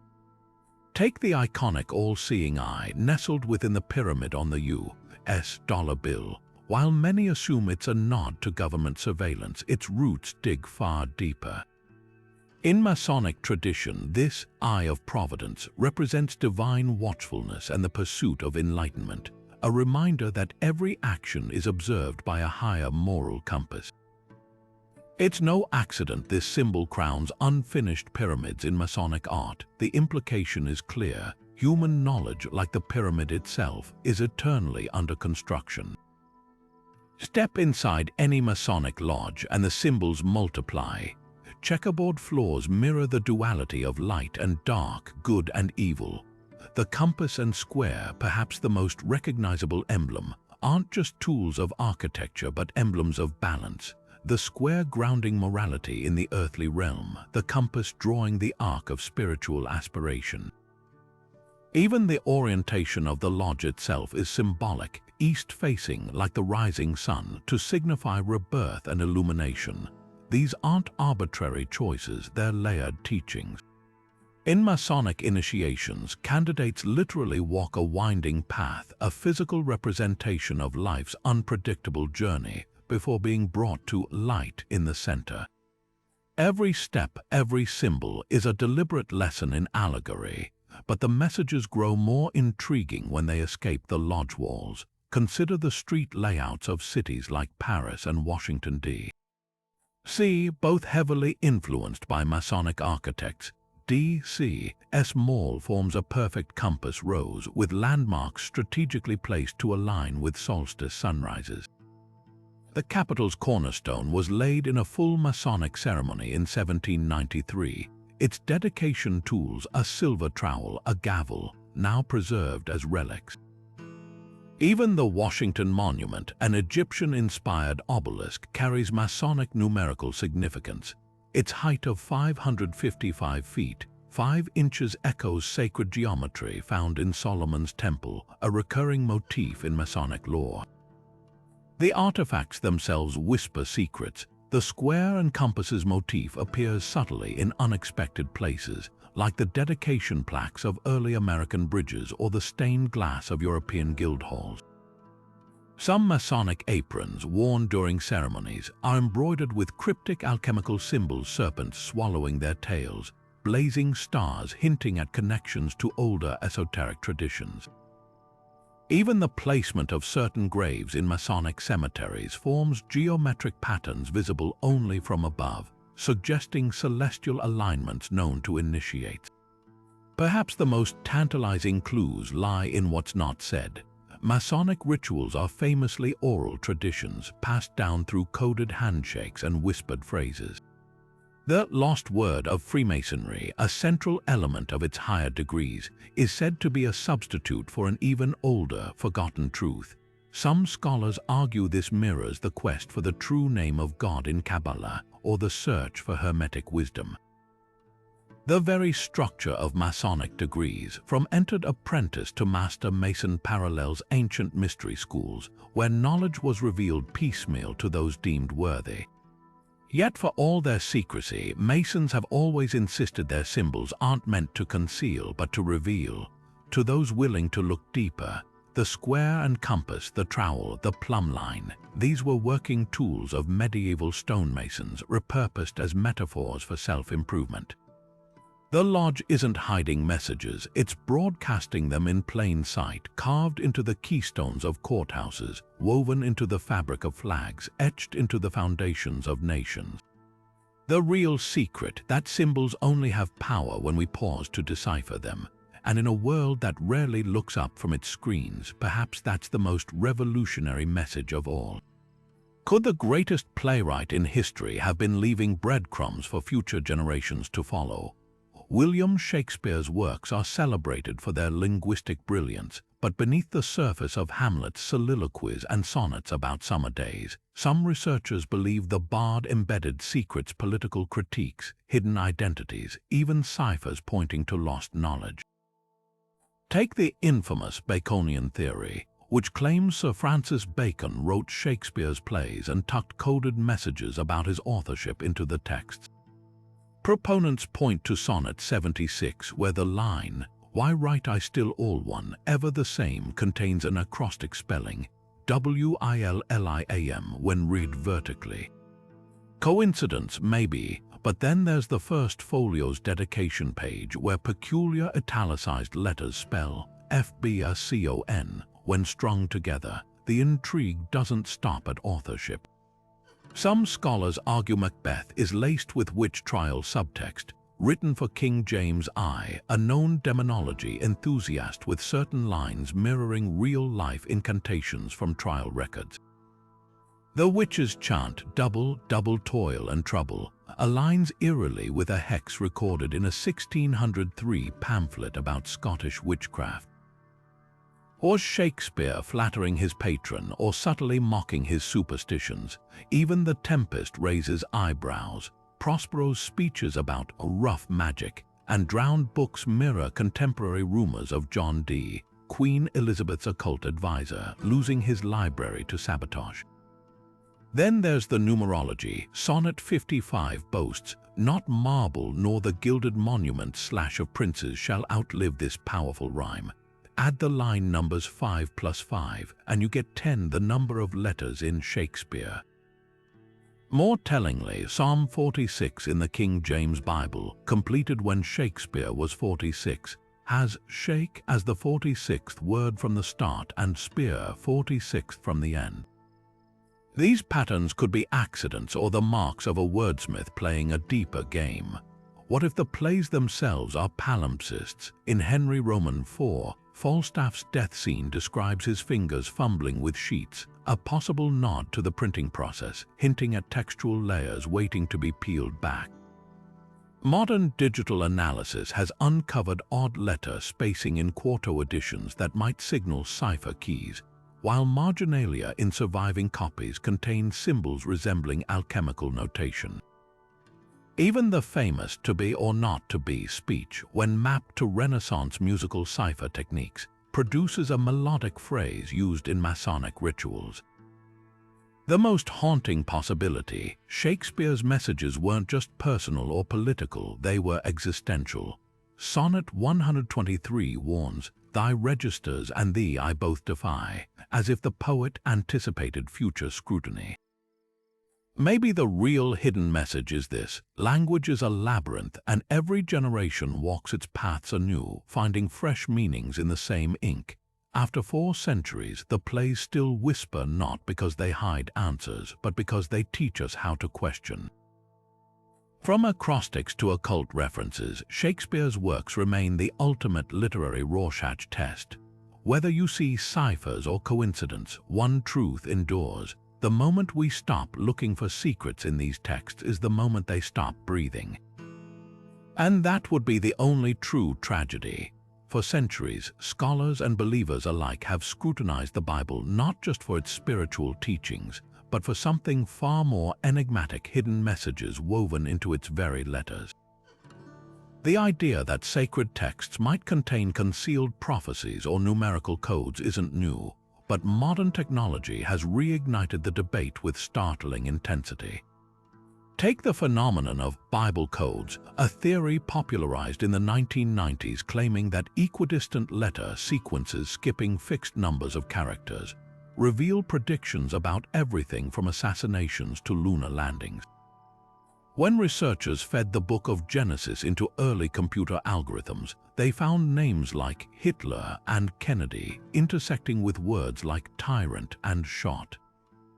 Coincidence or deliberate encryption by a divine hand? The math behind these codes leans on gematria, an ancient Jewish practice assigning numerical values to Hebrew letters. Certain words sharing the same sum were believed to hold mystical connections. For example, the Hebrew word for serpent equals 358, the same as Messiah. Early Christians adapted this, noting that the Greek letters in Jesus sum to 888, a number associated with perfection. But the real controversy erupts with claims of predictive coding. Proponents point to the 1994 discovery of Rabbi Yehuda Leib Ginsburg, who found the phrase "Year of the Show, Holocaust" encoded in Deuteronomy alongside the year 1942, the peak of Nazi atrocities. Skeptics counter that any sufficiently long text will produce seemingly meaningful patterns by chance, especially when flexible spacing and spelling variations are allowed. Then there's the Great Isaiah Scroll, one of the Dead Sea Scrolls, where subtle scribble marks and spacing anomalies hint at layered meanings. Some Kabbalists argue these irregularities aren't errors but sparks of hidden wisdom, meant to be unlocked through meditation. Modern linguists have even identified recurring fractal patterns in the Torah's word frequencies, mathematical structures so precise they defy random generation. Could this be the divine fingerprint believers speak of, or simply the brain's tendency to find order in chaos? The most compelling case for intentional coding might lie in the Bible's structural architecture. The Gospel of Matthew organizes Jesus' genealogy into 3 sets of 14 generations, a number symbolizing King David. DVD sums to 14 in Hebrew. Revelation's obsession with the number 7 churches, seals, trumpets mirrors ancient cosmology. Even the dimensions of Noah's Ark, when converted to Babylonian cubits, yield ratios matching the Fibonacci sequence. These aren't random numerological quirks, they're threads in a tapestry of sacred geometry, suggesting the authors wielded math as deftly as metaphor. Yet the darkest twist in this puzzle comes from critics who have run the same code algorithms on secular texts. Moby Dick, when processed identically, predicts Princess Diana's death and the fall of the Berlin Wall. Does this discredit Bible codes or imply that language itself, at sufficient volume, holds echoes of the future? Perhaps the real hidden message isn't in the text but in us, the human need to believe that chaos has order, that suffering has meaning, and that somewhere in the ink of ages the universe left a clue. Ancient coins weren't just currency, they were the social media of their time, broadcasting messages to the masses with every exchange. Take the Roman denarius minted during Julius Caesar's reign, its surface stamped with his profile and the words Dictator Perpetuo, dictator for life. This wasn't mere vanity, it was a power play, a declaration to every citizen holding that coin that the Republic was dead and one man now ruled, but Caesar's coins hid darker subtleties. Some bore the image of Venus, claiming divine lineage, while others featured a crescent moon, a nod to his supposed descent from the Trojan prince Aeneas. Every choice was propaganda designed to legitimize his grip on power, and when Brutus minted coins after Caesar's assassination, they displayed twin daggers and a liberty cap, a visual boast of tyrannicide, turning money into a revolutionary pamphlet. Greek coins wove even richer narratives. The owls of Athens, stamped with the goddess Athena and her sacred bird, weren't just symbols of the city, they were certificates of trust. The silver's purity was so renowned that these coins circulated far beyond Greece, becoming the ancient world's reserve currency. But look closer and you'll spot tiny dolphins coiled around the owl's wings. These were mint marks indicating which magistrate oversaw production, a quality control system baked into the design. Other city-states embedded covert boasts. Syracuse's Decadrachums depicted the nymph Arethusa with seaweed in her hair, celebrating a naval victory over Athens by mirroring the city's watery surroundings. Then there are the coins that preserve lost histories. Celtic tribes, often dismissed as barbarians by Rome, minted gold staters with abstract horses and spirals visual code scholars now believe represented solar cycles or tribal alliances. One British Iceni coin shows a disjointed horse, its legs splayed unnaturally. After Boudicca's revolt, these coins vanish, replaced by Roman issues. The message resistance was literally stamped out. Even failures left traces. The rare coins of the Jewish Bar Kokhba revolt overlaid temple imagery over Roman denarii, a defiant act of counter-propaganda that cost the rebels dearly when Rome crushed their rebellion and melted down their currency. Modern tech unveils deeper layers. X-ray fluorescence has revealed coins plated over older designs, like a Nero-era Cestatius hiding Claudius' face beneath, evidence of damnatio memoriae, the erasure of disgraced leaders. Multispectral imaging on Byzantine coins exposed hidden Christian crosses under layers of grime, likely concealed during periods of persecution, and some coins carry personal pleas.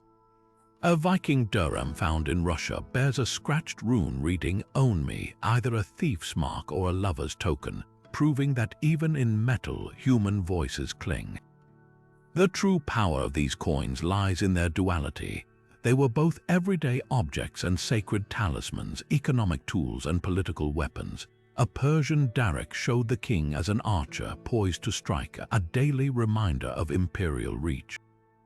As Spartan coins crude iron signaled disdain for luxury, while a Ptolemaic gold octadrachum framed Cleopatra as Isis, her coiled cobra crown whispering divine authority.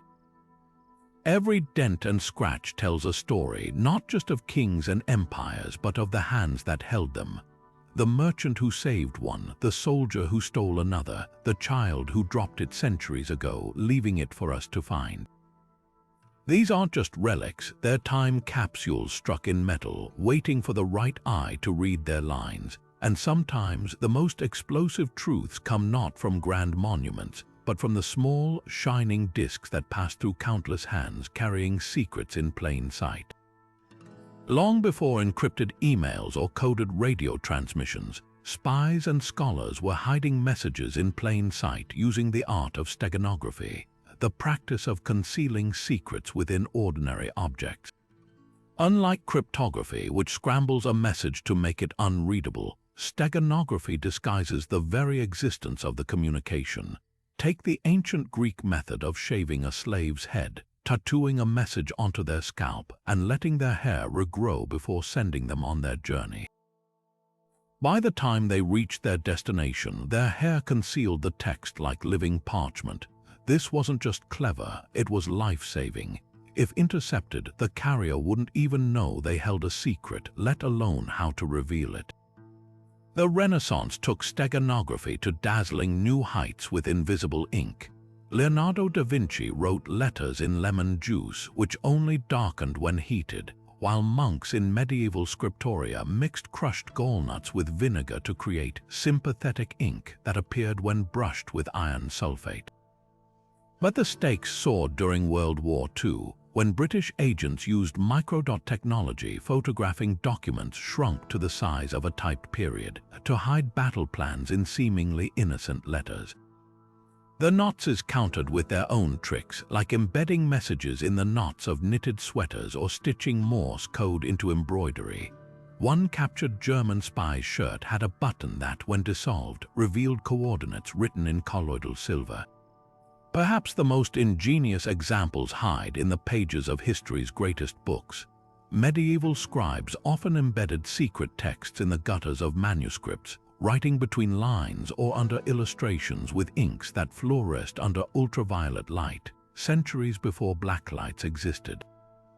The Vatican Library holds a Bible from the 15th century where faint underwriting, only visible through multispectral imaging, reveals suppressed Gnostic verses. Even printed books got in on the act. During England's Reformation, Catholic dissidents printed harmless prayer books with keywords subtly altered by movable type, creating hidden catechisms when read in sequence. But steganography isn't just a relic of the past. Modern artists and activists use digital steganography to hide messages in pixel data, tweaking the color values of individual dots in an image to encode text. During protests in Hong Kong, activists shared selfies with protest plans hidden in the metadata, while ransomware groups today embed commands in Instagram photos. The most chilling twist: researchers recently found that AI-generated art can conceal malware in its algorithmic noise, turning a harmless-looking digital painting into a cyberweapon. From tattooed scalps to AI-generated landscapes, steganography proves that the best way to hide a secret isn't to lock it away, but to make the world look right past it. And in an age where every pixel and post might carry a hidden layer, the real question isn't just what we're seeing, but what we're trained not to see. Deep in the dark recesses of caves across Europe, our ancestors left more than just handprints and animal figures. They inscribed a language of symbols that may hold the earliest secrets of human communication. The walls of Lascaux, Chauvet, and Altamira aren't simply galleries of prehistoric art. They're canvases layered with cryptic signs that appear again and again across tens of thousands of years and hundreds of miles. Dots, lines, zigzags, and strange geometric shapes accompany the majestic depictions of bison and horses, clustered in patterns too deliberate to be random. Archaeologists have catalogued over 32 distinct recurring symbols, a potential proto-writing system dating back as far as 40,000 years. Could these marks represent the birth of abstract thought, a bridge between image and language? Take the aviform signs, bird-like shapes found in French caves like Pech Merle. These aren't literal birds, they're abstract forms, vary slightly but maintain core features across different sites, suggesting standardized meaning. Some researchers propose they're territorial markers for different clans, while others see them as shamanic symbols representing spiritual flight. Even more intriguing are the paired lines and dots found near animal depictions in Chauvet Cave. When mapped, these clusters often align with the creature's anatomical weak points, shoulders, hearts, hinting they might be hunting annotations, a Stone Age guide to prey vulnerability passed down through generations. The sequencing of symbols adds another layer of mystery. In Spain's El Castillo cave, red discs appear in groups of 7 or 13, numbers that correlate with lunar cycles. Were these primitive calendars tracking migration or fertility seasons? At Las Coques, a falling horse overlaps with a row of dots, a possible narrative of a hunt or celestial event. The most haunting example comes from Borneo's Lubang Jereji Saleh, where a hand stencil is framed by radiating lines, eerily resembling later sun symbols found in Neolithic agriculture sites. This isn't just art, it's a transmission of knowledge, a way to say this is important across millennia. Then there's the placement of these messages. Symbols frequently appear in the most acoustically resonant parts of caves, where echoes amplify whispers. Experiments with replica Paleolithic lamps show flickering firelight would have made the symbols appear to move as if animated. Some chambers contain no art at all, just single isolated signs in deep, hard-to-reach crevices. Were these sacred spaces for initiation rites or storage rooms for information too vital to lose? The answer might lie in the most universal symbol of all, the handprint. Found from Argentina to Indonesia, these aren't mere signatures. Analysis of finger spacing suggests many were made by adolescents, possibly recording their coming of age in pigment and stone. Modern indigenous perspectives offer vital clues. When researchers showed Australian Aboriginal elders European cave symbols, they instantly recognized them as akin to their own message sticks, visual mnemonics for oral histories. Similarly, the San people of southern Africa interpret ancient rock art not as static images but as power left by ritual practitioners. This shifts the paradigm. What if cave symbols weren't meant to say something in our linear sense, but to do something, activate memory, channel energy, or map spiritual landscapes? The boldest theory comes from researchers using artificial intelligence to analyze symbol patterns. Early results suggest certain combinations recur with statistical regularity, like primitive syntax. One sequence dot, line, open angle appears at Las Coques, Chauvet, and caves in Spain, always near equine figures. Could this be a Paleolithic horse glyph? Without a living Rosetta Stone, we may never know for certain, but the caves keep whispering. In Portugal's Escaural cave, a recent laser scan revealed symbols hidden under calcite deposits, ones that perfectly match markings in a cave 300 miles away. Someone carried this message across Ice Age Europe, and after 40,000 years, we're finally beginning to listen. From the cryptic gears of the Antikythera mechanism to the blood-stained ciphers of the Zodiac Killer, these 30 hidden messages remind us that history is never just a record, it's a conversation. Each artifact we've explored, whether etched in stone, stamped in metal, or whispered in ink, carries layers of meaning waiting to be peeled back. The Phaistos Disc swirling symbols, the Dead Sea Scrolls suppressed gospels, even the ominous warnings of Oak Island's money pit. They all force us to confront how much of the past has been edited, erased, or deliberately encoded. These aren't just puzzles to solve, they're proof that every era leaves behind breadcrumbs, some meant to be found, others buried with intention. What ties these mysteries together is their defiance of time. The Voynich Manuscript's unreadable botany, the Copper Scrolls' unfound treasures, the Rongorongo Tablets' vanished lexicon, they all resist the arrogance of modern understanding. They humble us just when we think we've mapped the boundaries of ancient knowledge. Something like Göbekli Tepe's star charts or the Piri Reis map's impossible Antarctica shatters the timeline. These artifacts whisper a tantalizing truth. Civilizations rise and fall, but their messages flicker on, waiting for the right moment to reignite. But here's the real magic. You're part of this story now. Every viewer who spots a pattern, questions a theory, or digs deeper into these enigmas becomes another link in the chain. Maybe you've stood before the Rosetta Stone's glass case, tracing the Greek with your eyes. Maybe you've scribbled theories about the Beale Ciphers on napkins. History's greatest secrets don't belong to scholars alone. They belong to anyone willing to listen closely. So what's your take? Did Shakespeare plant clues in his sonnets, or is that pattern seeking pareidolia? Is the Kensington runestone proof of Viking wanderers or a homesick immigrant's hoax? Drop your wildest theories below. The comments might just be the next frontier of discovery. And if you're hungry for more unraveled mysteries, hit subscribe. Because the past isn't done talking, it's just waiting for the right ear.